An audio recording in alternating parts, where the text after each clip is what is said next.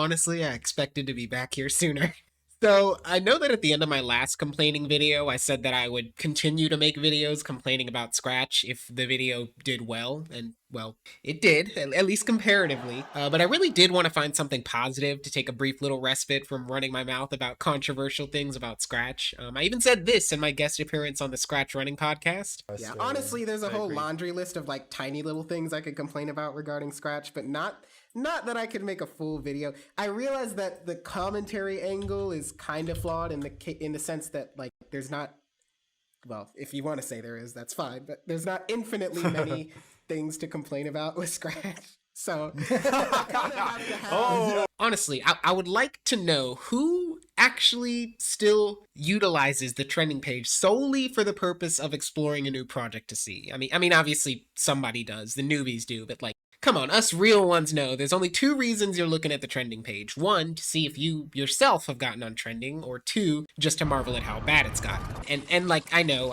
I'm kind of a broken record at this point. Literally nobody needs to be told that the trending page and really Scratch moderation in general is bad right now. Except for apparently Scratch themselves, because like, what are they doing? I mean, I guess I don't understand what's taking them so long to jump on any of the many issues plaguing the Explore page, although I will give them this. I think they might have actually, perhaps, maybe, possibly, feasibly, macaroni and cheesably fixed the project ID issue, which I talked about in my last commentary video, but it doesn't even matter, like, a little bit, but we'll get to why in a minute. I think it's pretty obvious that the Explore page has become the most easily abusable aspect of Scratch ever. You know, trolls are running rampant through the streets, sharing the most unspeakable of material. About half of the trending page is taken down at any given moment. Scratch swindlers are gaming the system to get to trending with complete disregard for the Scratch algorithm, which is already broken, so it doesn't even matter. All these different compiling issues, one after another, it's gonna be too much, and then your platform's gonna have a meltdown. I am confident just about no one actually knows what's going on with the Explore page and what to expect, and until you do, it's just about as unpredictable as the weather. Lucky for you guys, I can explain it to you, or at least the reason behind most of the big issues plaguing Scratch right now. Now, contrary to what people might think, most of the time I don't actually know what I'm talking about, so I consulted with one of the smartest technical Scratchers I can think of, Alexander Therian, and we had what you could call a very lengthy conversation about Scratch in general, but more specifically for him to explain to me the root cause of most of the problems that we're having right now, which is, drumroll please, indexing.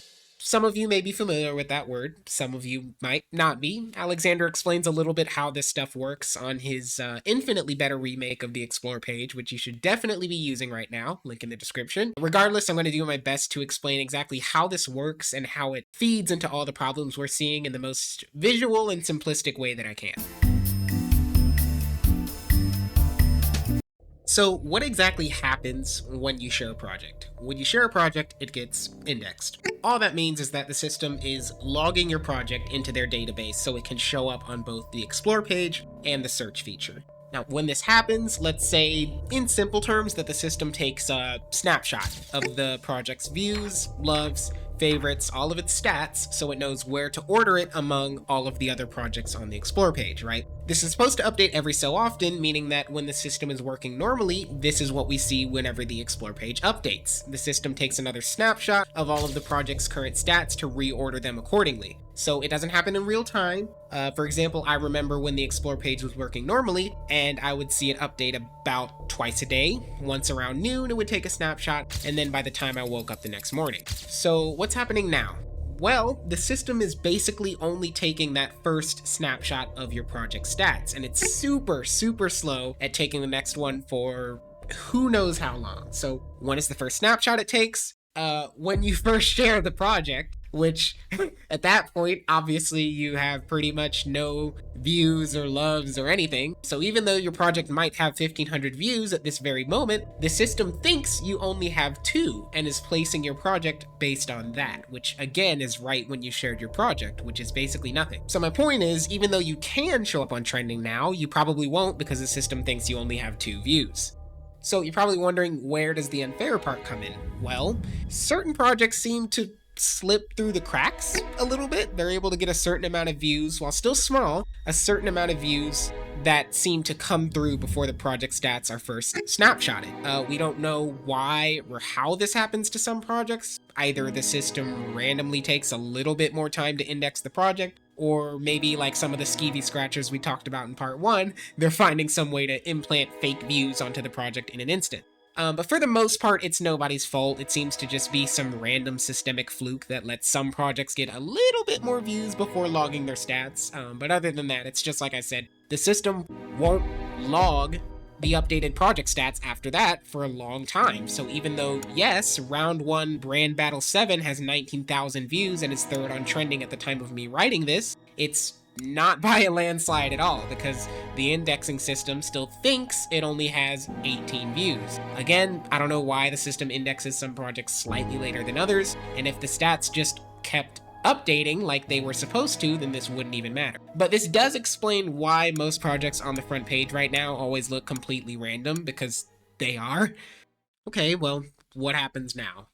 Well, as you've probably noticed, like half of the projects on the top page of trending are taken down at all times, so I initially didn't think that mass reporting happened as frequently as everyone thinks it does, but according to Alexander's observation, it seems like scratchers are mass reporting the random projects that show up on trending for seemingly no reason because it frustrates them. And from what I can find, it seems this is the case. And again, it's sad because most of the time that person didn't know they would be on trending and didn't really deserve to be reported. But it's like, you understand it though. Nobody asked for this project to be on trending, including the creator. We all collectively decide what trends and what doesn't, except now we don't, and people aren't too pumped about that. Regardless, even when a project is taken down, they don't actually get taken down. Why is that? Because there's also a delay with that somehow, and that's like really bad for a multitude of reasons, but as expected, trolls were taking advantage of this, which led us to the mortifying incident on April 25th, where some kid thought it'd be a fun idea to share a project with the thumbnail of somebody's Jimmy Johnson. Obviously, I'm not even gonna try and depict that. If you know, you know. If not, go buy your lottery tickets now, because you're one lucky boy. I don't know if this incident actually caused the Scratch team to fix anything,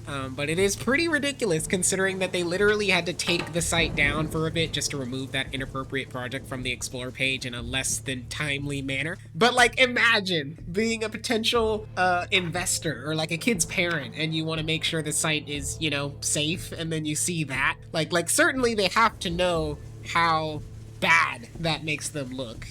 Anyway, due to all this, a couple of things have happened. Multiple scratchers have tried and successfully recreated the Explore page. I know Tim McCool did it like years ago. Like I said, more recently, Alexander Therian did a fantastic job recreating one, which I would say is a new and improved stand-in for Scratch Stats, which, by the way, Scratch Stats, rest in peace. You were awesome for the time that we had you. We had some good times back then, looking back at how fantastically popular I was back in 2018.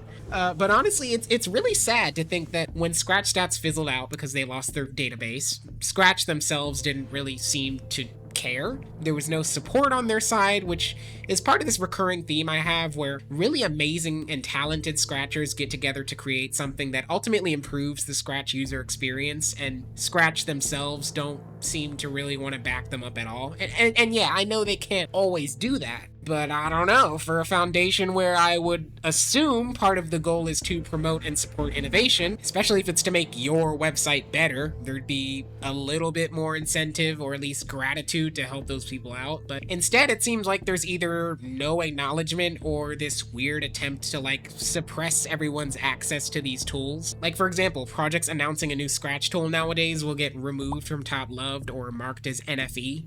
And again, I get it logically from a safety standpoint. Like, in theory, we don't know if this outside tool could be collecting private user information or be able to maliciously connect to users' accounts, but it seems like rather than make an attempt to find that out, they kind of just push it down? Like, I don't know. In my mind, it seems kind of cool to work with these young, well-intentioned creators to improve your website rather than work against them. But I don't know. Who knows? Maybe it's one of those things where they just take it as an affront to the way they run things. And just judging by what I've seen recently, I'm not personally a fan of the way they take criticism. Like, for example, after that whole fiasco with the inappropriate thumbnail on the Explore page happened, a few popular Scratchers understandably made projects urging the Scratch team to take down the Explore page, or at least temporarily disable it, which, like, yeah, that makes complete sense. If you guys can't get it together enough for us to feel sure that somebody's not going to be able to share a project of their little Willy front and center on the Explore page, then just take the thing down for a bit, you know, regroup. Funny animator Jim TV made a project asking them to do this, and their response was just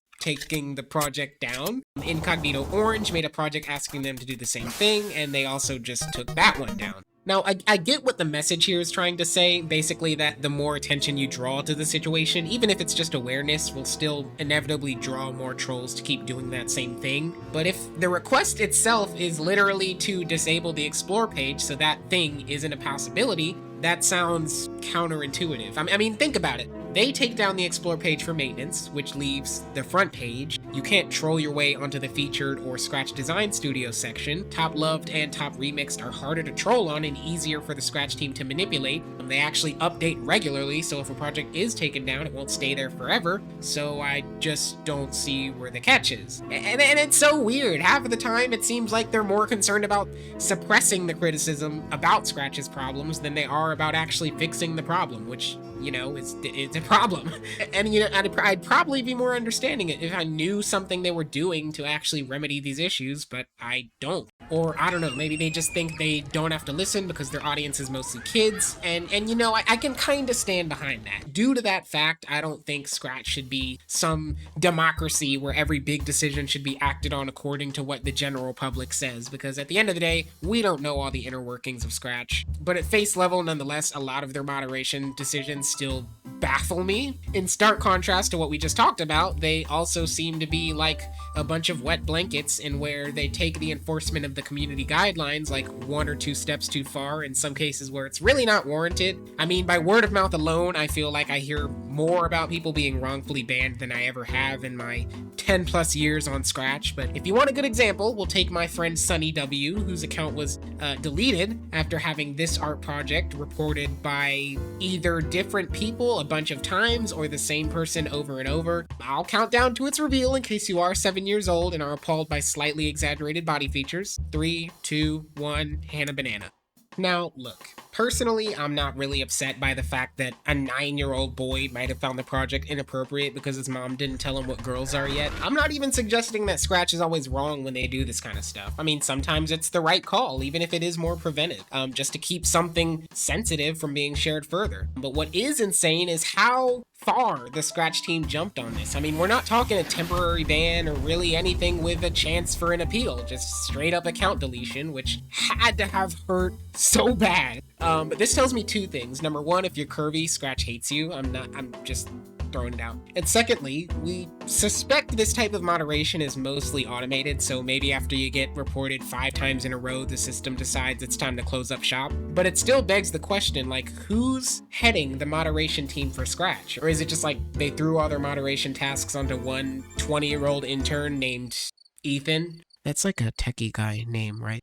And if that is the case, Ethan, I am so sorry. This isn't your fault. You don't deserve this. But it just feels like they can do so much better with their Explore page and moderation system given the resources that I know they have. I'm sure most people, especially the people within Scratch's target demographic, don't really think about what Scratch has to keep its website up and running. And being that Scratch is no longer with MIT, I think it's easy to think that they're totally on their own with not much help. According to a few articles, it was announced early this year that Scratch received donations nearing $21 million, in part to help fund their 100 million more campaign, where essentially they're trying to reach 200 million global Scratch users by 2027, Scratch's 20th birthday. Look, that is a perfectly noble cause. There is no reason for me to have a problem with trying to get more kids interested in coding. However, The front page doesn't even work, babe. I mean, at the time of me recording this, all the front page sections are empty. So the front page is empty. The explore page is frozen. Moderation is messy and inconsistent at best. And then you're gonna put 100 million more kids on the platform? Okay. Scratch team or Scratch developers, whoever, you gotta get y'all's priorities straight. I mean, don't you think it's probably a good idea that you have a good amount of resources going towards keeping the front page and explore page functional before having 100 million more users putting strain on the system? Assuming that the $21 million thing is accurate, which, you know, why not? I don't know where that money's going. Clearly not enough of it towards web functionality. So look, I want to close with this. I know that Scratch is a lot more than just this site. I know the Scratch Foundation probably has a list of other endeavors that might have more priority over Scratch moderation or the Explore page, but it's important to understand that, like, this is the entry point, right? This is where I first discovered everything you guys do, which can be said for pretty much everyone. So you have to treat it with some level of urgency. And as I said, none of these things used to be problems before. But of course, before there were way fewer people on Scratch. So I think it's just that these last few years there's been exponentially more users, which is good, and Scratch is just kind of taking a long time to catch up with that fact and scale their resources accordingly. As you might guess, this is the part of the video where I backpedal and say that I don't really mean any of it to save my own skin, but no, I mean it. I mean, I'm not mad. Disappointed?